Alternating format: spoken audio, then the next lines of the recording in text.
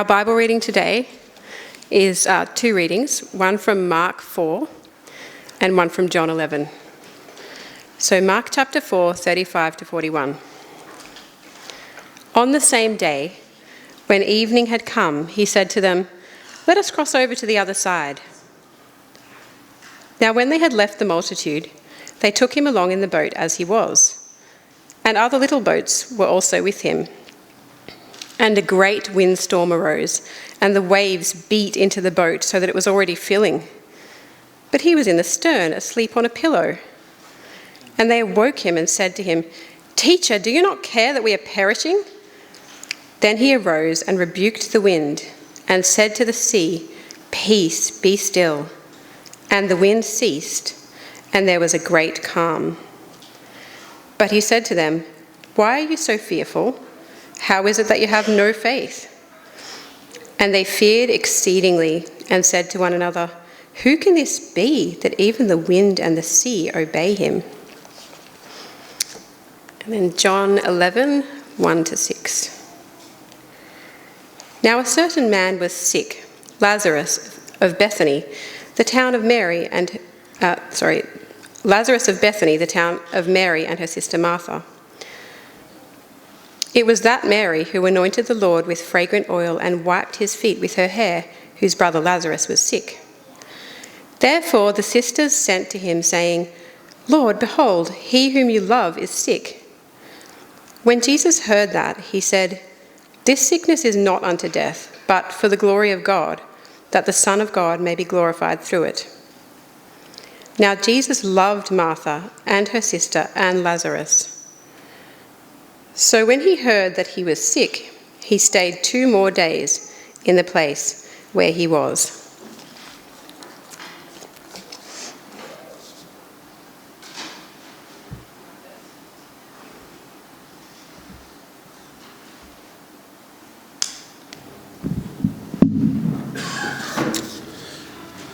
This morning we're continuing on in our series of looking at the times of Jesus and the way Jesus has control over events.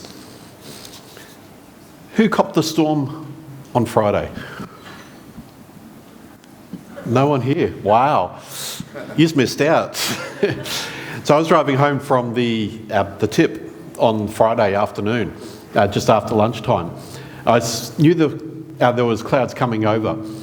And so I thought I can get my jobs done and get to the tip and back before the rain hit, or before the storm would hit.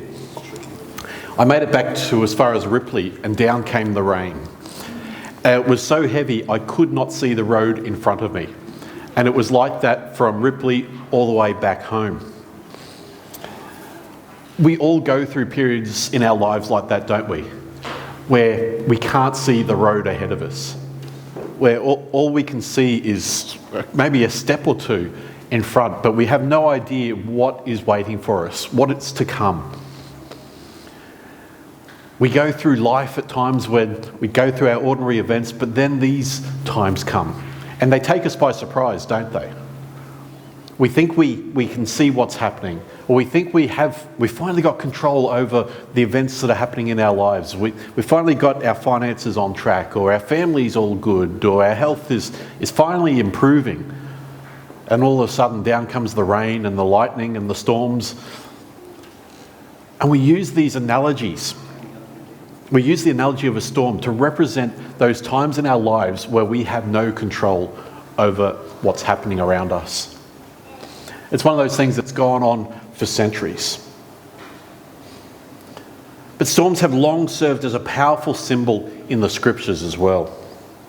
See, they represent the moments when life becomes turbulent and the forces around us feel larger than our ability to manage them. The Bible never pretends that faithful people are somehow sheltered in every storm.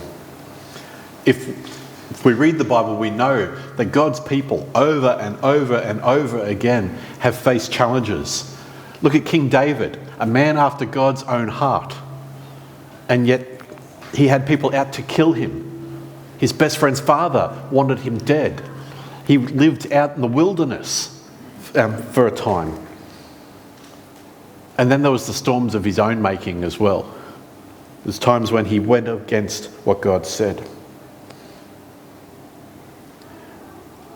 And so we should know that these things happen. But instead of pretending that they don't, it directs our attention to something far more important.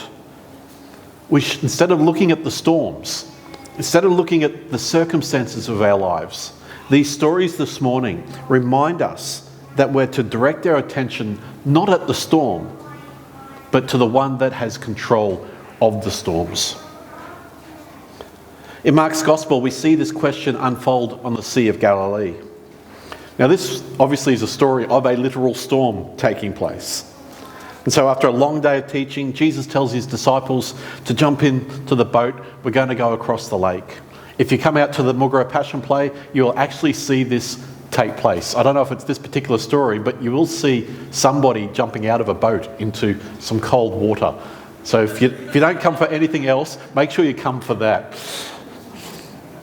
But Jesus tells them, jump in, it's time to go. We need to leave these people. We're going to go over to the other side. For many of the disciples, this was familiar territory for them. This is how they spent their days, in a boat, going out onto this lake and fishing. And so, having grown up doing these things, they knew what the lake was like.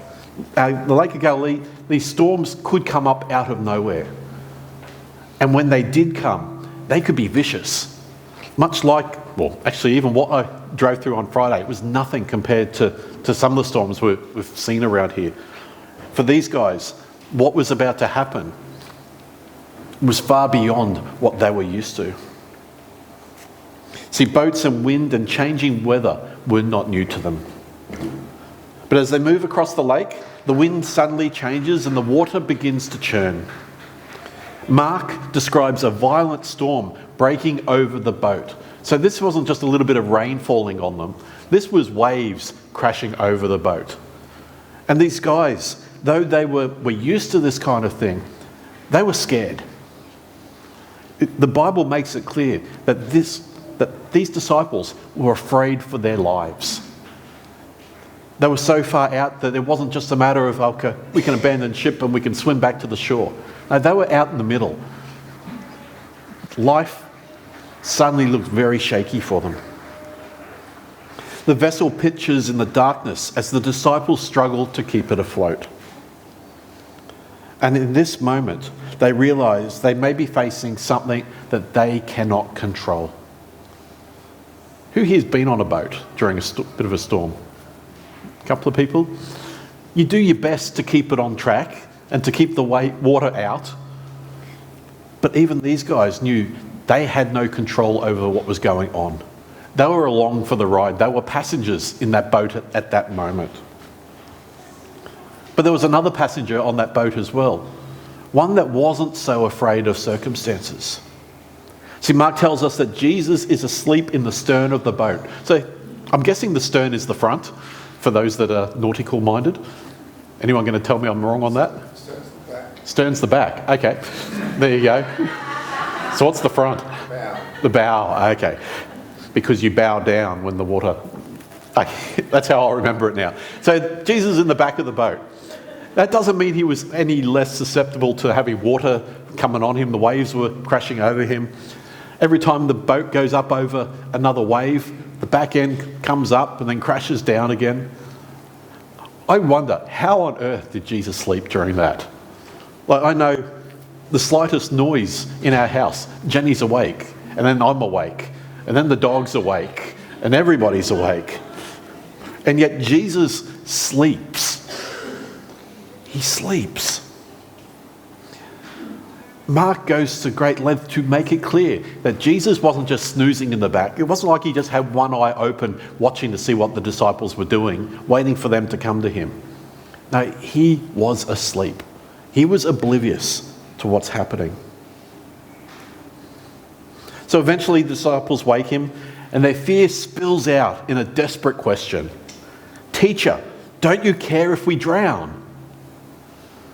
In other words, don't you care about us? Surely you can do something in this. It's much like the question we often ask, why? Why is this happening to me? God, why are you letting this stuff happen? Don't you care about me enough to stop this? From their perspective, the storm had already taken command of the situation. They had no hope. The wind and the waves were now deciding what was going to happen to them. But when Jesus stands and speaks to the storm, everything changes. He rebukes the wind and he says to the sea, "Quiet, be still." If you could go to any moment in time, I think this would be one of those times that we'd love to go to just watch the storm raging around, and Jesus says, "Be still," and it stops. Waves just suddenly drop. The wind dies away. The rain stops falling, and everything goes calm. If you saw something like that, you couldn't question Jesus anymore, could you? You couldn't say he has no authority, he has no power, or that he's not the Son of God. But instead of them speaking, Jesus asks them a question. He says, "Why are you so afraid? Do you still have no faith?" What a question to ask. In the middle of a storm, Jesus says, "Why are you so afraid of all that? Why were you panicking? After everything you have seen of me, of everything you've experienced on this journey with me so far, why do you still have no faith?" That question lies at the heart of the story.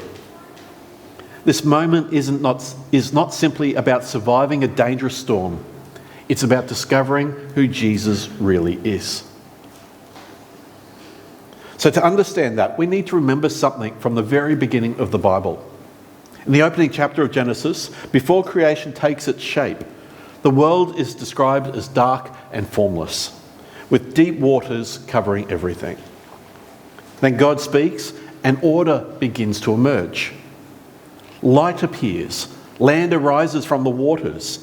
The chaos begins to take form because the Creator brings structure and purpose to what has been wild and uncontained. Now, throughout the Old Testament, that authority over the waters remains one of the ways people describe the power of God. The Psalms speak of the Lord as the one who rules the raging sea and stills the waves when they rise. So this is the image they have of God. He is the one who has control. He is the one who can bring peace to the darkest, most vicious of storms. So when Jesus stands in a small fishing boat and commands the storm to fall silent, he is doing something there that the scripture says belongs to God himself. Nobody else could do this. The authority that brought order out of chaos at the beginning of creation is now present in him. And yet another story deepens this truth in a different way. Actually, before I go to that, one of the other things that struck me when I was researching this passage, Jesus says to them, "Why do you still have no faith?" Now, our Bible study on Wednesdays have been talking about faith and what it looks like and what should happen with it. And if we read the Bible, we know that faith is a gift of God. That it's not about works, so we can't boast. It's a gift that comes from God. So Jesus is saying to them, this gift of God, why don't you have it yet? Like it was something that they can go and snatch off him. But that's not the case. We know that our faith is something that God pours out onto us. So what Jesus is actually saying to them isn't that they have no faith, but they don't have a faith that results in action. They've seen enough of Jesus already to know who he is, to know that he has power. Even if they didn't fully get the concept of the Son of God, they knew enough about him to know that he could be trusted, that he was who he said he was. And yet, though they knew this stuff, when the time came to put it into action, they were found wanting. Instead of turning to Jesus first and saying, hey, Jesus, we've seen you do miraculous things. Can you do something in this? Instead, they try to take control first. They put into action the things that they know. They try to guide the ship. They try to take the oars and to control everything around them, instead of turning to the one person that was there that had authority. Sounds a lot like us, doesn't it? It's not that we don't have faith. It's that we don't actually put that faith into action when the times come where we need it. When things get hard and we might go to the bank and try to get our finances organised, or we'll read other books about how to do different things to control our situations. Or we'll turn to other people for advice, and yet we never go to the one who has authority over our situation. So we don't have to feel bad, because we're just like the disciples. And what Jesus doesn't do is say, you've got no faith, get out of the boat. You don't belong with me. Can you imagine if Jesus did that to the disciples? You've had enough time to know who I am. You haven't done it. Get out. Swim for your life. No, Jesus brings order to the chaos for them. And he shows them that despite their lack of faith, he won't abandon them. That he still is there with them. That he will still carry on with them.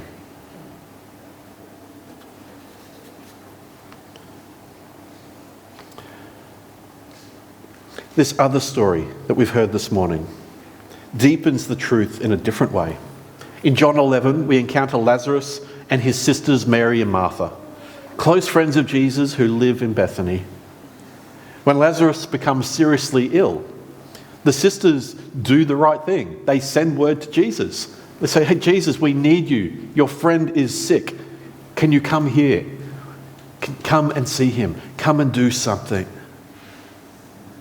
They believe that if Jesus comes quickly, Lazarus may yet be healed. So they have the right response.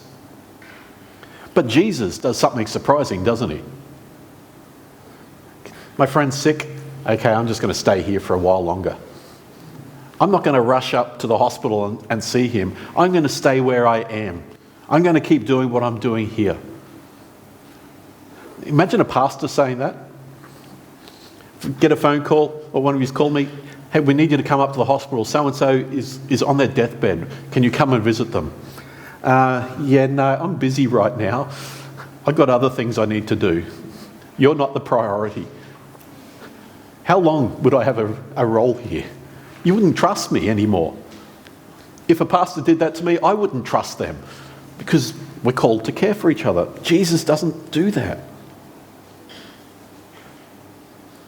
From the perspective of Mary and Martha, that delay must have been so confusing and so painful, knowing that Jesus could come and yet to hear back, no, he's not coming yet. The confusion that must have been for them. The anger that must have come up at some points. They knew what Jesus could do. Why would he not come now? Why would he not come to them? We know the story. By the time Jesus arrives in Bethany, Lazarus has been dead, not just for a short time, but for 4 days. That's important, because in a world where medical science isn't what we have today, people could look dead for a bit and then find out that they're not dead. Even the Middle Ages. I can't remember it now. There was a saying about the bell. Someone remember what it was? Actually, they used to bury them With the bell attached. just in case they woke up. Yep. Yeah. There is a term for that as well. I can't remember what it is, but yeah, they knew that death didn't always mean death. But after 4 days, the religious leaders, the doctors, the medical people of their time would have declared Lazarus well and truly dead. And so Martha meets Jesus out on the road as he approaches and says with quiet grief, Lord, if you had been here, my brother would not have died. She still believes that Jesus could have done what they asked. She still believes that Jesus had power. But now the situation for her isn't one where she has any control now. Lazarus is in the tomb. They've done the rituals. He's well and truly gone. There's no hope for Martha now. Yet Jesus responds with words that stretch beyond what anyone there expects. He says, I am the resurrection and the life. The one who believes in me will live, even though they die. Now, when I hear that, being on the other side of the cross, I know that Jesus is talking about spiritual life. But for Martha at the time, she says, well, he did believe, and he still died. And Jesus is now saying that if you believe in me, you will live even if you die. How confusing would that have been for her? But then Jesus walks to the tomb. He calls Lazarus by name. And the man who had been dead for 4 days, who's wrapped up and everything, walks out of that tomb. Can you imagine that? We watch movies on TVs about mummies running around. They got the real life experience. They must have been shocked to see Jesus have power over death itself. To call someone out of their tomb, to tell them to rise from the dead. See, in the storm on the lake, Jesus shows authority over nature. In Bethany, he shows authority over death itself. In both moments, the same truth becomes clear. There is no force in creation that ultimately stands beyond the authority of Christ. That's what Jesus was showing, that there is nothing in this world that can stand before him and disobey.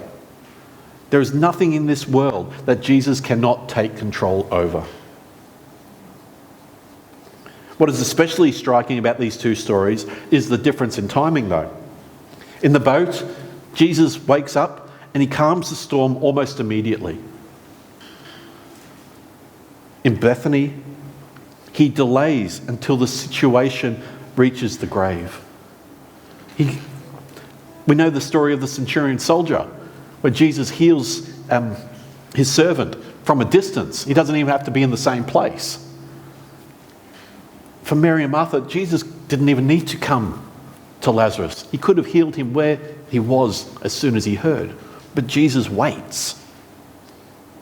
One crisis is resolved quickly. The other unfolds slowly and painfully. Yet in both moments, Jesus remains Lord. Sometimes he stills the storms right away. At other times, he walks with us through a longer and darker valley before the answer appears. We know Psalm 23, though I walk through the valley of the shadow of death. Jesus doesn't say, when you get to the entrance of the valley, I'll get there and we'll go the other way. It's we go through it together. We travel together. But whether the resolution comes quickly or slowly, the authority of Christ over the situation remains unchanged. Now, this matters deeply for our own lives because the storms that we face today may look different from those in the Gospels. The chances of us getting caught in a storm in a boat out fishing, probably very low. But that doesn't mean our storms don't come. They still stir the same fears. Illness, uncertainty, and grief, and the instability of the world around us can make us feel as though chaos is in control. I remember the morning my mum died, and getting in the car and driving home from the hospital. And obviously I'm in the midst of grief, and yet the world around me is still carrying on. And I'm saying to God, I don't get it. But I think more often I was saying, why? Why did you let this happen? All I could see was this narrow event, this event that only affected a small group of us compared to the rest of the world. And yet for me, it felt like everything was out of control. There was nothing I could do to control any of what was happening. Faith responds to those moments by turning our attention back to Jesus. To take our eyes off the storm and to put them back onto the one who stands beyond it, over it, and in it. The one who calmed the sea and called Lazarus from the tomb is the same Lord who walks with his people today. It's not a different Jesus. It's the same one. Putting that faith into action often begins in simple ways. One of the most important is bringing our fears honestly before God in prayer. And when I say prayer, I don't mean you have to get down on your knees. You don't have to do the sign of the cross or anything like that. It's simply tell God. Just speak to him. The disciples may have panicked, but they still turned to Jesus in the boat. Notice Jesus didn't ask them, "Where is your faith?" before he calmed the storm. He calmed the storm first, before he pointed out what they could learn. See, faith does not require perfect composure. It simply means directing our trust towards the one who holds authority over the storm. Now, faith also grows when we choose trust, even before we understand the outcome. Mary and Martha could not see why Jesus delayed. But the story eventually reveals that his timing carried a greater purpose than they had imagined. That's what happens when we see this much, isn't it? And Jesus sees that. All we see is how these things affect us. God sees how it affects history. Not just us personally, not just those around us, not just to our town, not just to our cities. He sees how it affects the world and the world in time. We like to think we're the centre of the world, don't we? That everything that happens to us is the most important thing. We don't see how what happens to us today might affect our future in 10 years' time, or affect the people that we come into contact with in 10 years' time, or 50 years' time, or the stories that you've heard about the generations before us that have come and gone, and what their faith looked like. We're to learn from those things because Jesus brings it all together for his good purpose. Trust means believing in the character of Christ, even when the path is unclear. Another way faith takes shape is through remembering what God has already done. That's what the communion table is for, to remind us of what Jesus has already done. And it reminds us of what Jesus is yet to do still as well, as we heard this morning. The disciples have seen Jesus heal people and teach with remarkable authority long before the storm arose.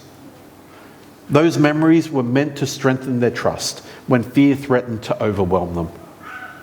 In the same way, recalling the ways God has been faithful in the past can steady us when new storms appear. Take this church, for example. There are going to be days ahead for us where storms come, where situations will feel out of our control. It may be about buildings, it may be about ministries, it may be about pastors, it may be about who knows. But if Satan can find a way in to cause a storm, he will do it. And even the Bible tells us that the days ahead will contain strife, that will contain problems, that will contain moments where we have no other answer but to look to God and say, God, help us, and to trust in him. If we don't believe that God can do it, we only have to look back at the past history of this church. How many churches around us have been around as long as this church has? And I don't mean just in the last 10 years. How many years is it now? 1882? Desley, you know how many years it is? 100. There you go. 150 years in 2032. So that's only 6 years away. So 144. I can do math sometimes. 144 years of God at work in people's lives. In just one church. Multiply that across generations. The number of churches in our area, the number of churches beyond, the number of churches around the world. Those people that don't have church buildings to go to, that meet in hidden places. God is the same God of us as he is of them. He's promised the same things to them as he's promised to us. And he has shown it time and time and time and time and time and time and time again, hasn't he? He has revealed himself to us to show us that whatever the future holds for us as church, for us as individuals, as families, as communities, whatever is yet to come, we can trust that God has control of it, that God will walk us through it. He may make it disappear straight away, he may make us wait. But whatever he chooses to do, we can have faith that God knows what he's doing, that God is faithful.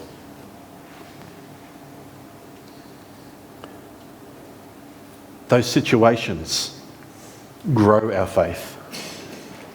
And faith shows itself in quiet perseverance. Even when circumstances feel chaotic, we continue living faithfully in the ordinary tasks before us, trusting that the Lord who governs the larger story is also present in the details of our daily lives. In other words, God cares about you. If you've ever questioned that before, you're in good company. Because these disciples, Mary and Martha and others, right through history, have all questioned that. And God's big enough to take our questions. He's big enough to take our concerns. But he uses these situations not just to grow us, but to grow our relationship with him. To see more of his character, to see more of who he is, to grow our trust. Because when times come that make us think we can't do this, or we're persecuted for our faith, we can look to Jesus and say, it will be okay. Even though I might go through a storm, Jesus is in the storm with me, and he's waiting at the other end. That faith is a gift from him. But like any gift, it must be received and lived out. We can't just say, thank you, God, for the gift of salvation, and then go on our way and keep living the way we've always lived. Faith requires action. Not for salvation. Salvation is the gift. But we're reminded of that salvation through the works that we do. Not to earn our way into heaven, but out of thankfulness for what he has done and for what he is yet to do. This question Jesus asked of the disciples was an invitation to grow into the faith that had already begun within them. And that invitation still stands today for us. The storms of life are real, and the chaos of the world can sometimes feel overwhelming.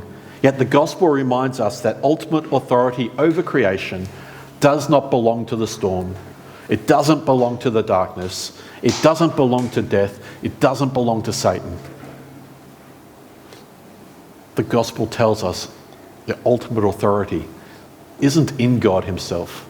It is God himself. It belongs to Jesus. He brings order out of chaos. He is the one who calms our world with a word. He is the one who calls us from the tomb. And through his own resurrection, he has shown that even death cannot hold power over him. And if it can't hold power over him, then it can't hold power over us, because we are in him. When we entrust our lives to him, we discover that the same voice which once spoke peace to the sea still speaks peace into the chaos of our lives. We only have to ask him. We only have to come to him like the disciples did. So if you need to do that, Jesus stands with his arms outreached, saying, come to me, give me your problems, take my yoke upon you, for it is light. We only have light and momentary troubles in this world. But the peace that comes from God lasts forever. And it's waiting for us to take. It's a free gift with your name on it. Let's pray. Father, we thank you that you have given us a great gift in your Son. That in him belongs all authority, that belongs all power, that belongs and is worthy of all praise and worship. And so, Father, when those times come where we are distracted by the world, where we're distracted by events, where fear threatens to overwhelm us and to overtake us, Lord, direct our eyes back to Jesus. Lord, direct our words to him. And Father, help us to put that faith into action, to trust him with our circumstances, no matter how hopeless they may feel. For we know